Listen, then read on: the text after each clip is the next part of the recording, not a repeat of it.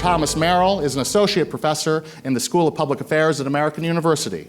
He is the author of Hume and the Politics of the Enlightenment on Cambridge Press, which won the Delbo Winthrop Prize for Best Recent Work in Political Philosophy. He's also the co-editor of The Political Thought of the Civil War, among other volumes.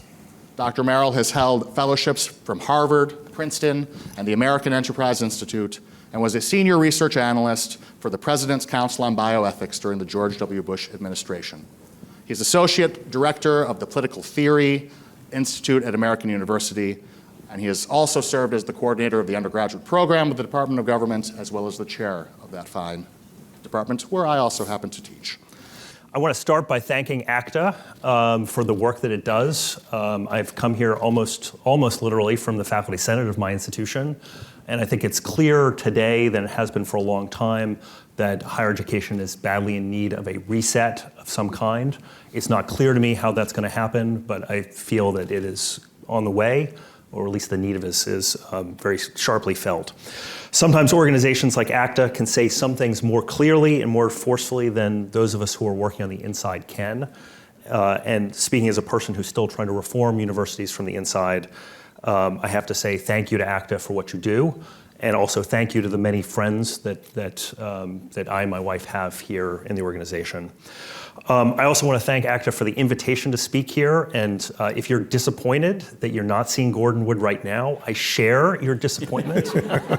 So I assume that I thought that part of the reason that I was asked to speak on this panel is something that Brad did not mention in his introduction, which is that I'm one of the new co-editors of the journal American Political Thought, published by the University of Chicago Press, with great help from our friends in the Jack Miller Center, some of whom I see here today.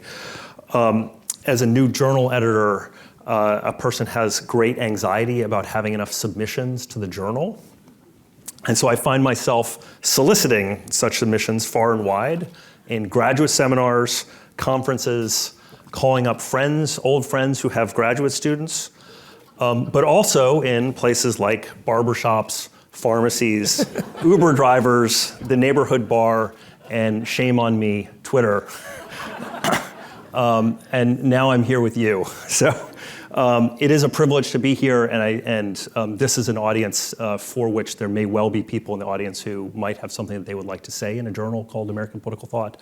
And so if the only thing I can convey to you today is I invite your submissions. So. I've been asked to speak about Enlightenment, education, and liberty in the American founding. I want to say something about studying the founding today in our polarized political climate. And I also want to say something about the mission of the university. Start with the obvious fact that the founders are still very much alive in our national consciousness, and indeed perhaps even play an outsized role in it. Some of this is healthy civic reverence, but a lot of it is something else. I think the founders for us serve as proxies, not to say sock puppets, for conflicts that are more about our unhappiness with the state of our country and with each other today than any disinterested study of the past for its own sake. Think here of the dueling 1619 and 1776 projects, which you may be glad to hear I do not plan to rehearse here. Suffice it to say that it often feels as though the study of American political thought has become yet another venue for the endless culture war that seems to characterize our political situation. Our public conversation is dominated by those who think the founders are the fundamental source of all of our woes, let's call them the negators, and those who think there's nothing wrong with the country that more of the founding couldn't solve, let's call them the affirmers. These two perspectives line up in a fairly straightforward way with the familiar sides of our endless culture war, which is to say that the past has started to look more and more like just another version of the present. The truth is, as often said, that the past really is a foreign country. They do things differently there. One benefit of studying the past, any past, is that we can learn just how different it was, and therefore maybe, just maybe, get some perspective on our own time.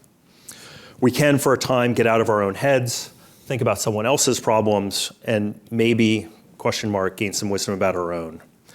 Today, I want to try to get us out of our heads a little bit by talking about a figure we talk about a lot, and sometimes I think too much, Thomas Jefferson. It's not that I have anything new to say about Jefferson exactly. At this point in our history, who could say something new about Thomas Jefferson? But I do want to suggest that we might look at him from a somewhat different angle than we normally do, one orthogonal, let us say, to our familiar political battle lines. And then I want to relate that to a point about the mission of universities today. I start with this observation about Jefferson. Jefferson was weirder and more complex than our political discourse today can easily acknowledge. Consider these two facts. On the one hand, Jefferson was, as our online students might say today, French Revolution adjacent.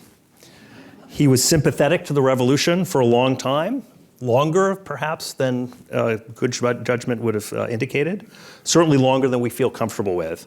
In a well-known letter to William Short in 1793, Jefferson praised, or at least accepted, the violence of the French Revolution as necessary for the cause of human freedom. On the other hand, at the end of his life, Jefferson was Southern secessionist adjacent.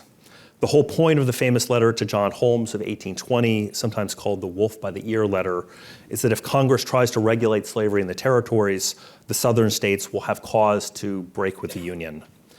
Contra to Abraham Lincoln's later appeals to a founding consensus on slavery in the territories, when Lincoln's appeals were carefully crafted for his political audiences, Jefferson thought, at least at the end of his life, and argued that slavery should in fact spread throughout the territories. This Jefferson also makes us feel uncomfortable. But ask yourself, how do you describe a figure who wrote the Declaration of Independence, sympathized with radical parts of the French Enlightenment, and yet still ended up in a place close to what the South became? Not the same, but close. I don't think that we have a name for this in our regular political categorizations. Jefferson remains frustratingly other to our familiar political categories. What are we to make of this? Perhaps this observation might help. For most of us, the first word that comes to mind when we hear Jefferson's name is the word hypocrite. And of course, it's hard to argue with that for all the reasons that you know. But I want to suggest to you today that the word hypocrite doesn't really do justice to the Jefferson phenomenon.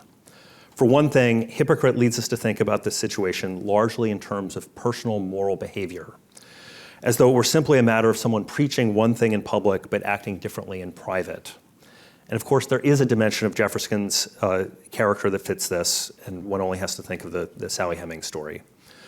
But from the point of view of citizens, of people concerned with the health of a common civic project, that's not the only and probably not the most important way to see this. From the citizen's point of view, the question of what Jefferson did or did not do as a statesman has to be much more important. And here, a historian's point might help the conversation. When we think about Jefferson's hypocrisy on slavery, we tend to talk as though all of his actions and statements on this topic were contemporaneous. But of course, they weren't. Jefferson was in public life for a long time, and as a politician, he was often responding to changed circumstances with a changed political coalition that he was trying to manage. He's a political man. I'm not defending him at all in saying this, but context does matter.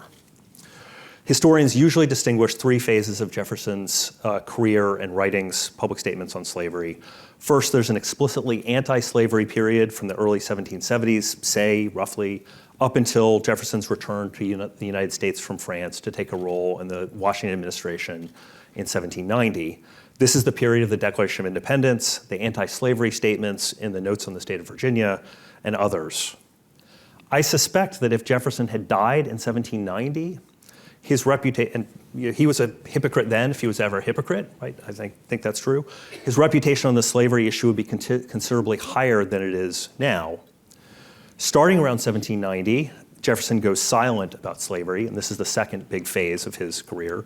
He seems to have realized that being outspoken on slavery would marginalize him with members of his own political coalition and defeating the political interests that he was trying to promote. His political coalition is a sort of a mix of anti-slavery, not yet abolitionists, but people who believe in natural rights, and Southern agrarians. Those groups mix, but he's trying to keep that together. Of course, during the 1790s, we also know that Jefferson was engaged in a titanic battle with Hamilton and Hamilton's Federalists. He seems to have thought that while slavery was a long-term problem and a threat to the health of the country, the battle with Hamilton was far more urgent and was something that he could do something about in the short term. When he speaks about slavery in this period, mostly in private letters, he says that public opinion is not yet ready to move on the slavery issue, that progress of enlightenment on the issue will take a long time, but is coming, and that this will be the task of generations, not the task for a single statesman. This period goes on until about 1820, when Jefferson, moved by the Missouri crisis, speaks up to intervene in the controversy, most notably in the letter to John Holmes of 1820, the wolf by the ear letter that I just mentioned. That's really a crucial document, I think, for understanding Jefferson's final position on slavery. Well, Jefferson never gives up on his public identification with natural rights. He wants to have that as one of the things that's on his tombstone. And that position, I think, implies an anti-slavery stance. I don't see how it could not. I think it's fair to say that his policy positions, as you might say, were objectively pro-Southern.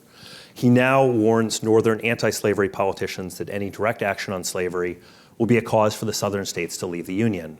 He says that Congress has no constitutional power to regulate slavery in the territories. And he says, disturbingly to our ears, that slavery should spread throughout the territories, I think because he thinks it would be easier to end, at least that's what he says.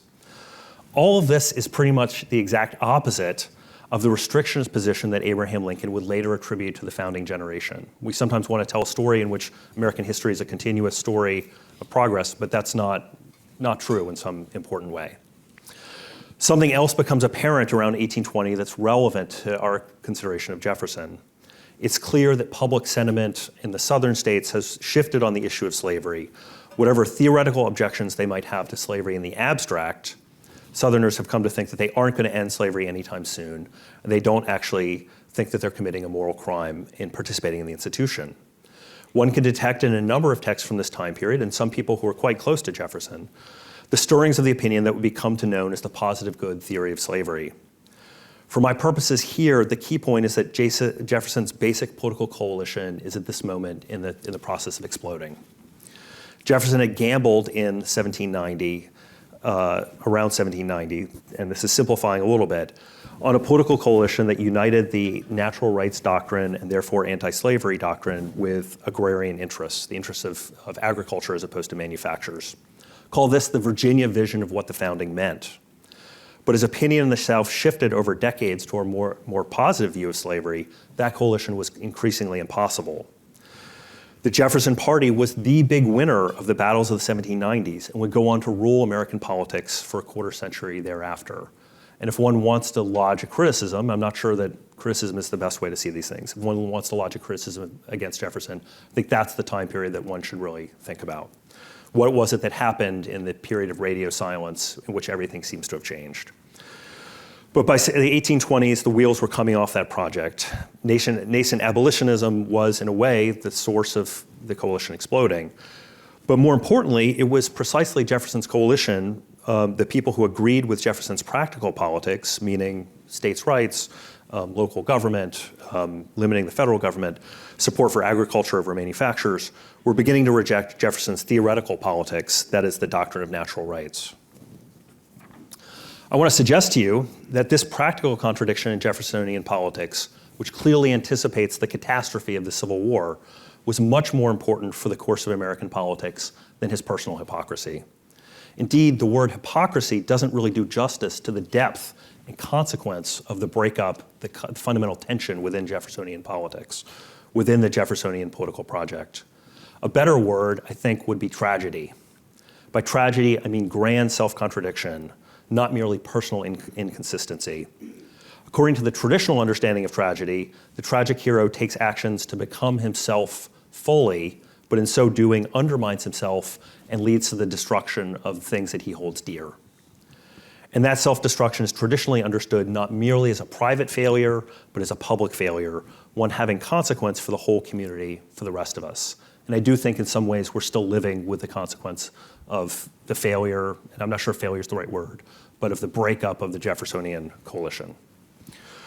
It's hard for me to believe that Jefferson could have intended or that he could have foreseen the outcome, yet the sequence has a kind of logic and tracks certain contradictions in the Jeffersonian worldview. And this is maybe the most important question that I wrestle with. Why do we human beings act in ways that undermine what we profess to care about most deeply? Why is it so hard for us to be our best selves? Not to mention what we can never forget, the human suffering and trauma that inevitably accompanied the institution of slavery. And I just want to say that we have to keep that front and center in our minds. There's some mystery here, some darkness in the human heart that I, for one, that do not completely understand. I want to come now back and come to conclusion to where we are today and offer some reflections on our debates about the founding and about the mission of the university. It seems to me that both the negators and the affirmers get the founding wrong. The negators are blind to the fact that there is something noble and great in the American founding. And if we don't see that, we're missing the boat. We aren't wrong to continue to live with them, to allow them to question us, and for ourselves to question them. The affirmers, on the other hand, go wrong because they think that the legacy of the founding is a political cause, an ideology that has to be endorsed or attacked today. But a legacy or an inheritance isn't a political cause in that way. It's a fact. It's a given about us and our political community. It's there whether we like it or not, and it continues to shape us both positively and negatively, whether we want it to or not. It's not a political platform, but a problem, a predicament, and it needs to be understood and investigated before being affirmed or negated. There's an even deeper problem here, which confounds any simple affirmation or negation of the American founding. This is the obvious fact that the core of our tradition is, paradoxically, the critique of tradition. That is the spirit of critique, which is, and this is a very Jeffersonian point. American conservatives conserve a revolution, and even the idea of revolution. Conversely, it might be said that American progressives can only make progress by reenacting, and so, perhaps not fully knowingly or self-consciously, remembering and conserving the revolution that created the country. Progressives need the memory of the revolution as much as conservatives need the memory of the revolution.